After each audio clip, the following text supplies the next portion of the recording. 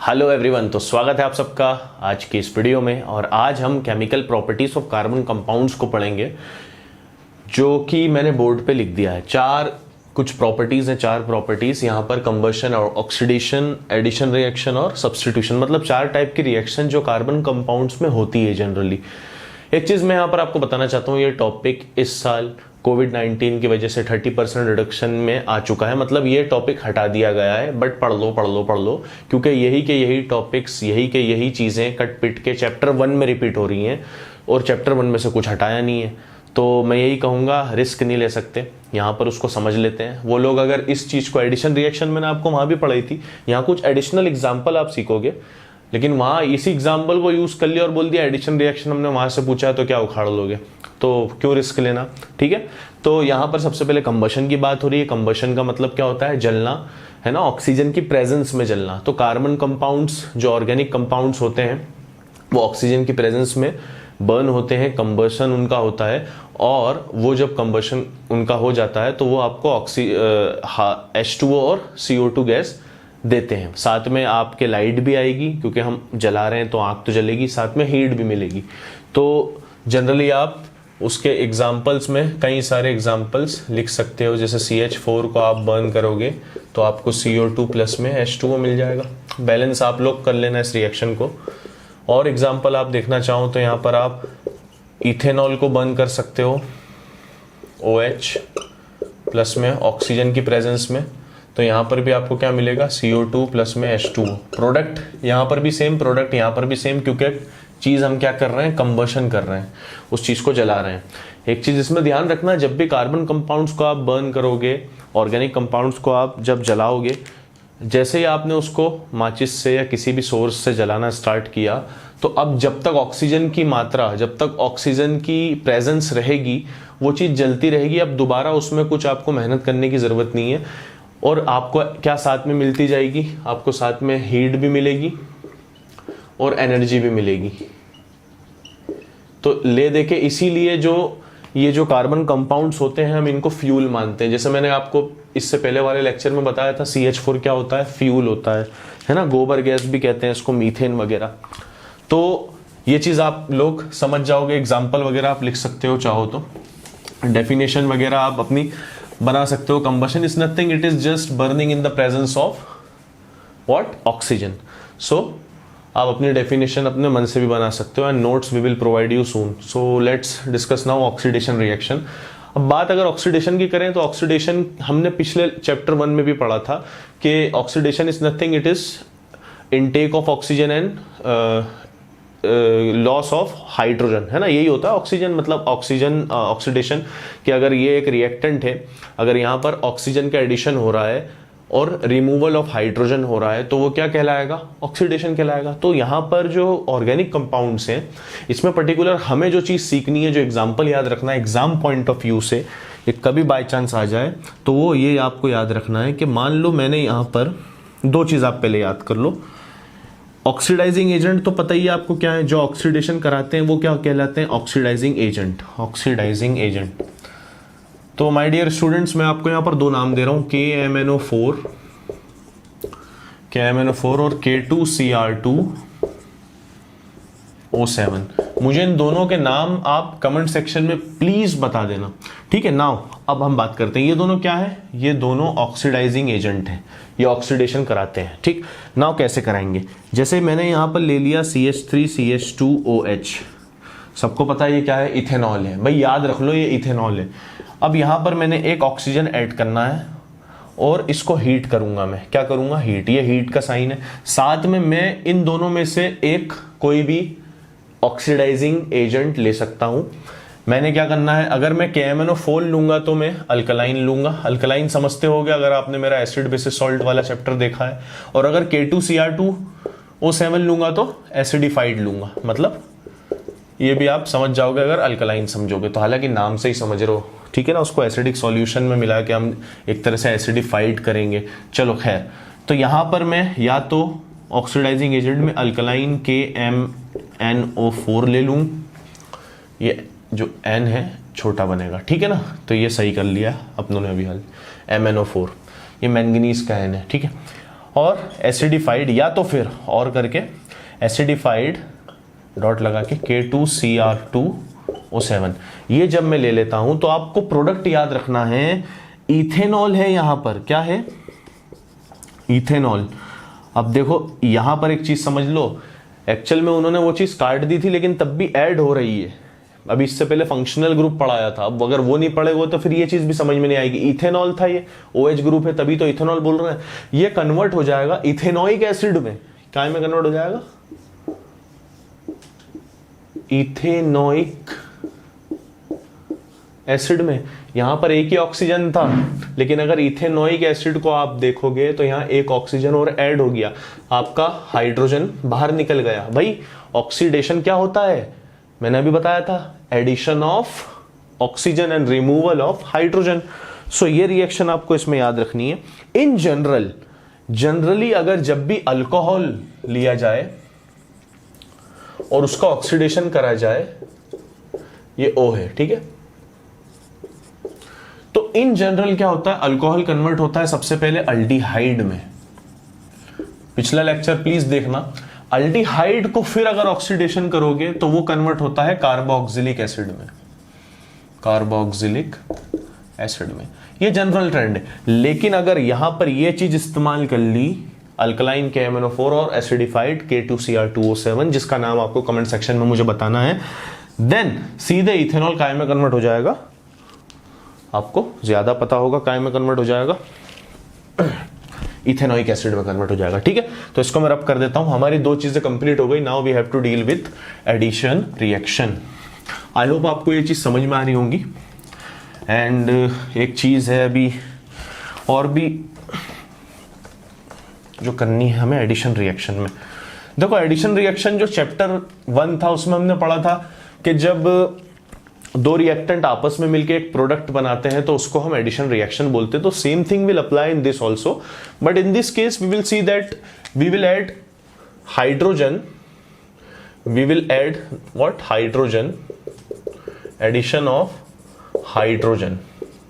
हम हाइड्रोजन को ऐड करेंगे and then addition of hydrogen will also known as hydrogenation. So addition of hydrogen को हम क्या बोलेंगे, हाइड्रोजीनेशन। अभी मैं इसकी बात कर रहा हूं आपसे, एडिशन रिएक्शन की, हाइड्रोजीनेशन। यहां पर देखो एग्जाम्पल बदल रहे हैं और कुछ नहीं है, कंसेप्ट तो वही है। यहां पर अभी भी क्या होगा एडिशन रिएक्शन में, वी विल ऐड 2 रिएक्टेंट्स, हम 2 रिएक्टेंट्स को ऐड करेंगे and make a single product. But बात यह है कि ऐड जिसको करना है वो स्पेसिफिक हो जाएगा। तो यहां पर मैं ऐड करूंगा हाइड्रोजन को। हाइड्रोजन को किस चीज में ऐड करूंगा, अनसैचुरेटेड हाइड्रोकार्बन में ऐड करूंगा। नाउ अनसैचुरेटेड हाइड्रोकार्बन अभी बताया था, जिसमें वो कार्बन कंपाउंड्स, वो हाइड्रोकार्बन्स जिसके अंदर कार्बन कार्बन में डबल या ट्रिपल बॉन्ड होता है। सो सिंपल कर देते हैं इसको और अच्छे से। ये यहां पर मैंने डबल बॉन्ड लगा दिया, यहां पर हाइड्रोजन लिख दिए, ठीक। उसके बाद इसको मिटा देते हैं, ठीक है। यहां पर मैं क्या कर रहा हूं, एडिशन ऑफ हाइड्रोजन कर रहा हूं प्लस H2। और यहां पर अब आपको 2-3 चीजें याद रखनी है। आप या तो पैलेडियम और निकल एज अ कैटलिस्ट लेंगे। क्या है ये, कैटलिस्ट, कैटलिस्ट, ठीक। आपको एक स्पेसिफिक टेम्परेचर पे इसको बर्न करना है। वो स्पेसिफिक टेम्परेचर आपके एनसीईआरटी बुक में आपको मिल जाएगा, वो भी कमेंट सेक्शन में आपको बताना है। मैं ऐसा क्यों क्वेश्चन दे रहा हूं आपको, ताकि बुक खोल के तुम देख लो, सिर्फ वीडियो ही ना देखो। यार पढ़ रहे हो तो कम से कम उसको एब्जॉर्ब करते हुए पढ़ो। मेरा ये एक क्राइटेरिया, एक मकसद रहता है कि बच्चा जो वीडियो देखे तो कम से कम उसको लेके तो कर ले, कि वो एब्जॉर्ब तो कर ले कि हाँ यार एक वीडियो देखी, आधा पौन घंटा लगाया है तो अब वो चीज आ चुकी है। तो मुझे इसका टेम्परेचर में यहाँ पर क्वेश्चन मार्क बना रहा हूँ, किस टेम्परेचर पर रिएक्शन हो रही है, ठीक है। वो आपको याद भी हो जाएगा। ये है अनसैचुरेटेड हाइड्रोकार्बन। क्या है ये, अनसैचुरेटेड हाइड्रोकार्बन। इसको मैंने क्या करना था, पैलेडियम और निकल कैटलिस्ट की प्रेजेंस में हीट करा। तो ये पैलेडियम और निकल कैटलिस्ट क्या काम करेंगे, रिएक्शन को तेज कर देंगे, फर्दर जल्दी से रिएक्शन होने लग जाएगी, ठीक है ना। ओके, सो जैसे ये रिएक्शन में करूंगा तो यहां पर क्या होगा, ये बॉन्ड टूटेगा और ये जो 2 हाइड्रोजन है, एक इस कार्बन से जुड़ जाएगा, एक इस कार्बन से जुड़ जाएगा, एज सिंपल एज दैट। तो आपने 2 रिएक्टेंट को मिला के एक प्रोडक्ट बना दिया। ये देखो इसको मिटा दो ताकि तुम्हारे को सिंपली समझ में आ जाए। ये बॉन्ड टूटा और यहां पर आपके 3 हाइड्रोजन जुड़ गए, तो ये आपका एक सैचुरेटेड हाइड्रोकार्बन बन गया। And I think all of you know the name of these 2 hydrocarbon also. Now मैं यहां पर बात करने वाला हूं एग्जाम्पल जो एनसीईआरटी में भी दे रखा है इन लोगों ने, वो क्या है कि हम वेजिटेबल ऑयल को वनस्पति घी या वेजिटेबल घी बना देते हैं। वनस्पति, पता नहीं स्पेलिंग देख लेना, वनस्पति घी by the help of hydrogenation reaction, यहां ऊपर लिखा by the help of hydrogenation reaction. Actual में जो ऑयल होता है, वेजिटेबल ऑयल होता है, वो अनसैचुरेटेड होता है। अगर उसका हाइड्रोजिनेशन कर दिया जाए तो घी बन जाता है। आप लोगों ने मार्केट में देखा होगा डालडा घी मिलता है, तो वो डालडा घी एक्चुअल में काय से बनता है? मूंगफली या सोयाबीन का जो तेल होता है उसमें वो हाइड्रोजिनेशन वाली प्रोसेस कर देते हैं और वो घी बन जाता है। तो आप समझ रहे हैं इसका इंपॉर्टेंस कितना होगा। वेल, इसके अलावा और तो कुछ इसमें ज्यादा आपको सीखने की कुछ जरूरत नहीं है। कैटलिस्ट मैंने आपको बता दिया है, कि वो क्या काम करता है, रिएक्शन की रेट को फास्ट कर देता है ना। इसका एक मैकेनिज्म भी होता है कैटलिस्ट का। सबसे पहले हाइड्रोजन इसके सरफेस पे एडजॉर्ब होते हैं, उसके बाद ये रिएक्शन फर्दर प्रोसीड करती है, बट वो आपसे अभी इन सारी चीजों को नहीं पूछेगा, तो it will not be relevant to teach here. Now हम बात करेंगे आगे सब्स्टिट्यूशन रिएक्शन की। सो सब्स्टिट्यूशन रिएक्शन जो है बहुत ही सिंपल है, वो भी मैं आपको बता देता हूं जल्दी जल्दी, फिर ये लेक्चर खत्म हो जाएगा। ओके, नाउ सब्स्टिट्यूशन रिएक्शन की बात करें तो टेक एन एग्जांपल, यहां पर ले लेते हैं Cl2 in presence of sunlight. इसमें 2-3 चीजें याद रखनी है आपको। सब्स्टिट्यूशन रिएक्शन जनरली हम सैचुरेटेड हाइड्रोकार्बन से लेते हैं, अनसैचुरेटेड हाइड्रोकार्बन ये रिएक्शन ज्यादातर नहीं देते हैं। अब सैचुरेटेड हाइड्रोकार्बन जो रहते हैं वो थोड़े इनर्ट भी रहते हैं, तो हम इसको सनलाइट की प्रेजेंस में करते हैं। सबसे पहली चीज, होता कुछ नहीं है यहां पर, सब्स्टिट्यूशन का मतलब होता है रिप्लेसमेंट। तो यहां पर एक रिएजेंट दूसरे सब्सटेंस या रिएक्टेंट को किसी एक दूसरे एक वापस से सुनो एक रिएजेंट, ये रिएजेंट है, ये सबस्ट्रेट है, या फिर आप एक रिएक्टेंट बोल दो, एक रिएक्टेंट दूसरे रिएक्टेंट को रिप्लेस करेगा। वो रिप्लेसमेंट किसी एटम का भी हो सकता है या फिर ग्रुप ऑफ एटम्स का भी हो सकता है। नाउ मैं आपको और सिंप्लीफाई करता हूं, ध्यान से देखना।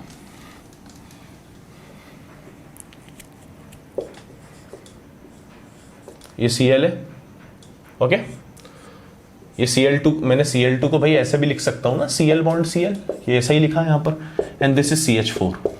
Well, now I am telling you कि एक एटम या रिएजेंट दूसरे रिएजेंट या सबस्ट्रेट को, रिएक्टेंट को रिप्लेस कर देगा। कैसे रिप्लेस कर रहा है? यहां से क्या होने वाला है, HCl बाहर चला जाएगा, इसने इसको रिप्लेस कर दिया और ये इधर आ गया, तो प्रोडक्ट क्या बना आपका, CH3Cl, प्लस में क्या आया, HCl बाहर आ गया, and it is nothing, it is substitution reaction.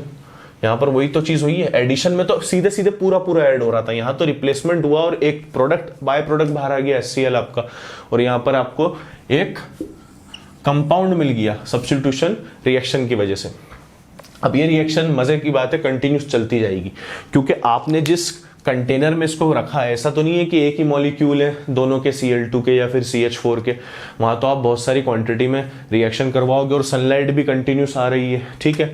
तो यहां पर क्या होगा, ये रिएक्शन कंटिन्यूस कैसे चलेगी, ये जो CH3Cl है ये दोबारा, अच्छा ये CH3Cl कैसे भाई, CH3 और ये जो Cl इधर जुड़ गया, CH3Cl है, ये दोबारा से रिएक्ट करेगा किसके साथ, वही Cl2 के साथ, और अब फिर से क्या होगा, दोबारा HCl तो बाहर आएगा, तो एक Cl तो निकल गया, इसमें से एक हाइड्रोजन और निकल जाएगा। मैं ऐसा और सिंप्लीफाई कर देता हूं, जैसे यहां पर देखो, और इसको और ऐसा कर देते हैं, तो अब क्या होगा, ये जो H है ये निकला, इसके साथ रिएक्ट करके HCl बना, और ये जो Cl है ये इधर जुड़ गया, तो अब फॉर्मूला क्या बनेगा, CH2Cl2।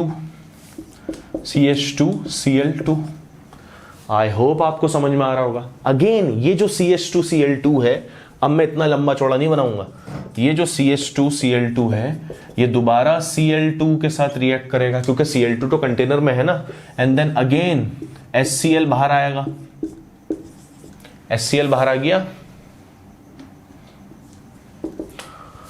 अब यहां पर एक Cl बचा, ठीक है, और यहां पर एक हाइड्रोजन तो निकल चुका है, वो Cl इधर जुड़ जाएगा, तो प्रोडक्ट क्या बनेगा भाई, इससे ही आप अंदाजा लगा लो ना।